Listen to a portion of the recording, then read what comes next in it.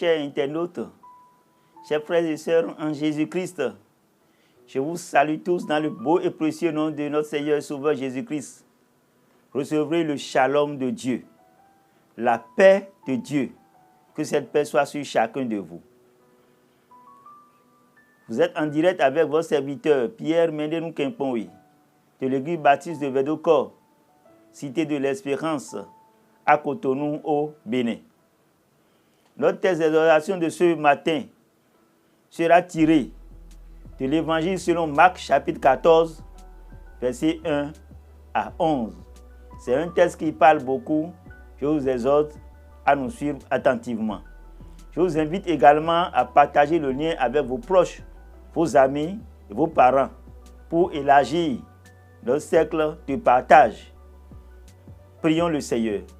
Dieu glorieux, je voudrais te dire merci pour ce beau jour et cette nouvelle semaine. Père, reçois la gloire et l'honneur. Adorable Père, que ta parole puisse nous consoler, nous illuminer, nous donner de l'espérance en toi. Seigneur Dieu Tout-Puissant, agis et donne gloire à ton Seigneur encore ce matin, au nom puissant de Jésus-Christ. Amen. Marc chapitre 14, versets 1 à 11. Lisons. La fête de Pâques et des pains sans levain devrait avoir lieu 2 jours après. Les principaux sacrificateurs et les scribes cherchaient les moyens d'arrêter Jésus par ruse et de le faire mourir, car ils disaient que ce ne soit pas pendant la fête, afin qu'il n'y ait pas de tumulte parmi le peuple. Comme Jésus allait à Béthanie dans la maison de Simon le lépreux, une femme entra pendant qu'il se trouvait à table. Elle tenait un vase d'albâtre qui renfermait un parfum de nard pur de grand prix. Et ayant rompu le vase, elle répandit le parfum sur la tête de Jésus. Quelques-uns exprimèrent entre eux leur indignation. À quoi bon perdre ce parfum? On aurait pu le vendre plus de 300 deniers et les donner aux pauvres. Et ils s'irritaient contre cette femme. Mais Jésus dit, laissez-la. Pourquoi lui faites-vous de la peine? Elle a fait une bonne action à mon égard. Car vous avez toujours les pauvres avec vous. Et vous pouvez leur faire du bien quand vous voulez. Mais vous ne m'avez pas toujours. Elle a fait ce qu'elle a pu. Elle a d'avance embaumé mon corps pour la sépulture. Je vous le dis en vérité, partout où la bonne nouvelle sera prêchée, dans le monde entier, on racontera aussi en mémoire de cette femme ce qu'elle a fait. Judas Iscariote, l'un des 12, alla vers les principaux sacrificateurs afin de leur livrer Jésus. Après l'avoir entendu, ils furent dans la joie et promit de lui donner de l'argent. Et Judas cherchait une occasion favorable pour le livrer. Que Dieu bénisse sa parole. Un texte un peu long, mais bien intéressant. N'est-ce pas, mon frère, ma soeur, dans le Seigneur? Le cœur de l'homme. Ce texte nous parle simplement du cœur de l'homme. C'est pour cela que j'ai souhaité qu'on lit jusqu'à ce verset, jusqu'au verset 11. Oui, il était question ici des situations qui ont précédé la mort du Seigneur Jésus-Christ. La mort du Seigneur Jésus-Christ. Alors, qu'est-ce qui s'était passé? Bien-aimés frères et sœurs dans le Seigneur, nous avons remarqué ici 2 types de personnes.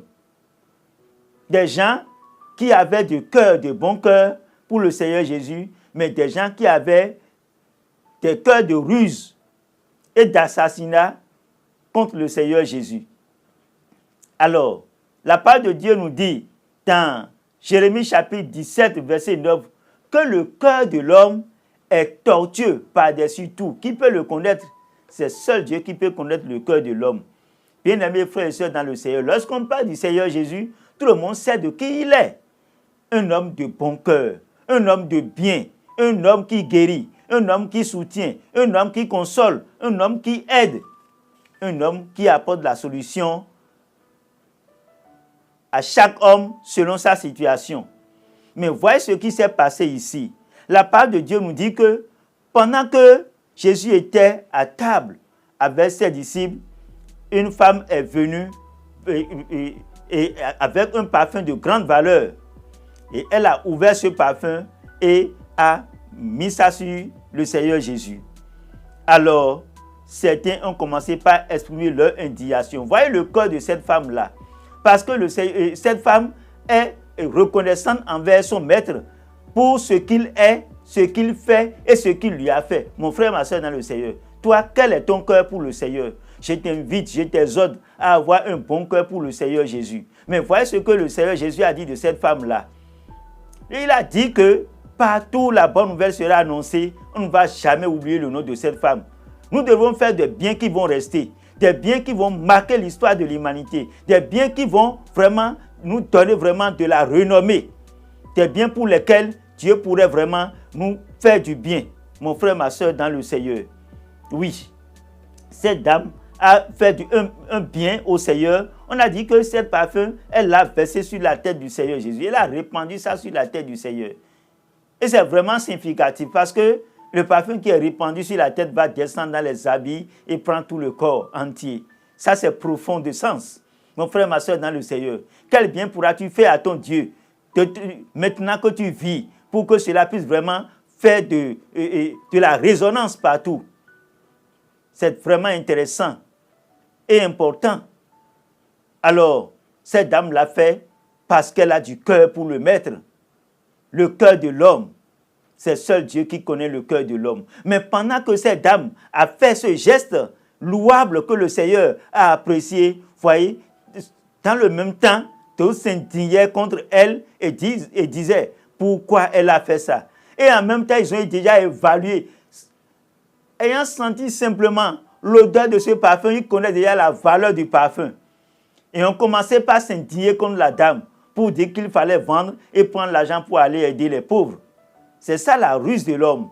Et c'est vraiment pour aller aider les pauvres, ou bien il voudrait que l'argent rentre dans la caisse pour qu'il détourne l'argent. La parole de Dieu nous a dit bien que Judas mettait la main dans la bourse et détournait l'argent. Et certainement, il faisait partie de ceux-là qui se sont indignés contre cette dame-là parce que le parfum n'était pas vendu pour qu'on leur remette l'argent. Le Seigneur Jésus a exprimé sa joie parce qu'il a dit que cette dame a embaumé son corps de son vivant. Mais eux, ils n'ont rien fait pour lui. Bien-aimés frères et sœurs dans le Seigneur, que devrons-nous faire pour Dieu? Si tu as pu te lever ce matin, si tu as pu aller au service ce matin, si ton foyer est en équilibre encore, si tu as encore la vie, mon frère, ma soeur, si tu vois tout ce que Dieu fait autour de toi, dans ta famille, dans ton service, dans ton église, que peux-tu lui faire pour lui témoigner ta reconnaissance? Mais voyez, le cœur de l'homme, toujours la ruse. Pendant qu'on parlait de cela, Judas méditait déjà aux choses. Comment faire pour livrer son maître? Comment faire pour livrer son maître? Mon frère, ma soeur, dans le Seigneur, peut-être que tu es le patron de ta société, le chef de ton ménage, la femme qui soutient son mari. Pendant que tu fais du bien, n'oublie pas qu'il y a des gens qui méditent encore le mal contre toi. Et tu as besoin de rester éveillé et vigilant. Mais Jésus, maître qu'il était, Seigneur qu'il était, Dieu qu'il était, alors Dieu lui a déjà révélé cela. Et il sait que quelqu'un veut le livrer. Et il a dit, mais malgré cela, Judas n'a pas voulu se repentir. Mon frère, ma soeur, dans le Seigneur, si tu es quelqu'un de mauvais cœur qui médite de mauvaises choses contre ton frère, contre ton ami, contre ton patron, contre ton mari même, ou contre ta femme qui est avec toi, ou contre ton collaborateur, ton collègue de service, je veux te dire ce matin que Dieu te voit. Je veux te dire ce matin que Dieu te connaît. Si tu es en train d'œuvrer pour la chute de la société dans laquelle tu travailles, si tu es en train de rentrer en conflit ouvert avec ton directeur de société ou avec ta société, je veux te dire que Dieu te voit et Dieu te connaît. Et cela ne te fera que chuter. Cela ne te donnera pas de la gloire. Cela te donnera une mauvaise image toute ta vie. Et cela salira l'image de ta famille. parce qu'on dira que tu es membre d'une famille. Mon frère, ma soeur, dans le Seigneur, ne salis pas l'image de ta famille, parce que dans ta famille, il y a des hommes de valeur que tu voudrais salir. Je t'invite vraiment à te repentir pour ne pas être un Judas dans ta famille, un Judas dans ta société, un Judas dans ton église, un Judas dans ton entreprise. Mais sois comme cette dame de bon cœur, le cœur de l'homme. Qui peut le connaître? Seul Dieu. Dieu t'invite à avoir un bon cœur pour faire avancer les choses, pour te donner de bonnes renommées, de bonnes images. Que la grâce et la paix de Dieu soient avec toi. Prions le Seigneur. Père glorieux, je voudrais te bénir ce matin parce que Seigneur Dieu, tu sais que Père, dans notre église, dans notre famille, dans notre société, Père, dans notre ONG, il y a des gens, Seigneur, qui œuvrent pour la croissance, pour le succès, pour l'avancement. Éternel, merci pour la vie de ces gens que tu vas davantage élever. Père, que tu vas davantage bénir, comme tu as béni cette dame qui a versé du parfum sur ta tête, des parfums de bonne valeur, de grande valeur. Dans le même temps, il y a des Judas qui sont là pour œuvrer, pour la chute, pour la perte, pour conduire la société. Oh Dieu Tout-Puissant, dans le regret, Père éternel, touche leur cœur, brise leur orgueil. Père, livre leur ruse, afin qu'ils changent de direction, afin d'œuvrer pour le succès, pour la gloire. Seigneur Dieu, mon Père, je te dis merci, parce que je sais que tu es dans la barque. Manifeste-toi donc. C'est au nom de Jésus-Christ que j'ai prié. Amen.